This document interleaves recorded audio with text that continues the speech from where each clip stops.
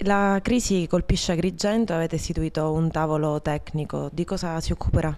La crisi colpisce l'intero sistema Europa e l'intero sistema Italia, che di per sé è fragile. La nostra, che è una provincia economicamente debole, ne risente in maniera particolare. Siamo all'ennesimo appuntamento, perché abbiamo fatto due sedute a porte chiuse proprio per poter arrivare a questa, che dovrebbe essere la seduta dove verrà esitato un documento da attenzionare alle classi dirigenti, quindi alle classi politiche. Noi vogliamo porre l'accento su quella che è la reale situazione economica in cui versa la nostra provincia. Non abbiamo ricette indubbiamente, ma vogliamo che ci sia almeno la coscienza di quelle che sono le problematiche, le criticità della nostra provincia.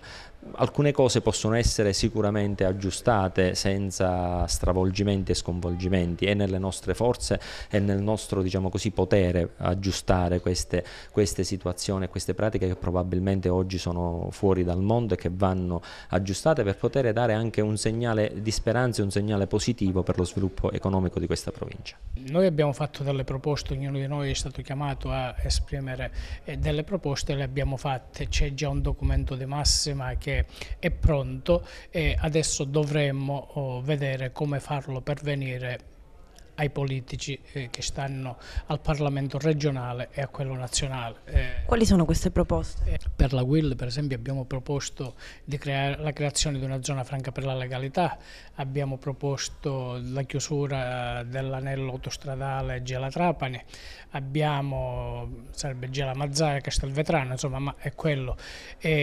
Abbiamo chiesto il dragaggio del porto di Porto Empedocle, l'ammodernamento della strada statale 189, l'Agrigento-Palermo. Qual è la vostra proposta al tavolo tecnico in base alle problematiche che soffre Agrigento e la provincia?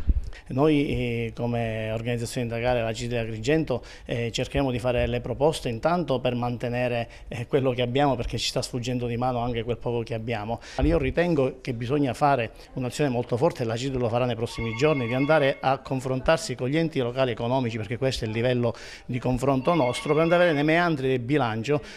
Nonostante loro hanno un'evidente contrazione delle entrate, i comuni, bisogna vedere nei meandri del bilancio cosa si riesce a tirar fuori per venire incontro ai cittadini. Mi spiego meglio: ci sono delle risorse che possono essere utilizzate a favore del welfare, quindi a favore dei più bisognosi, oppure utilizzare delle piccole risorse per ridurre le spese che affrontiamo giornalmente. Penso alle bollette dell'acqua, dei rifiuti soliti urbani, quindi dare un contributo in questo senso, perché credo che sia questo il momento in cui il livello su cui bisogna operare in questo momento.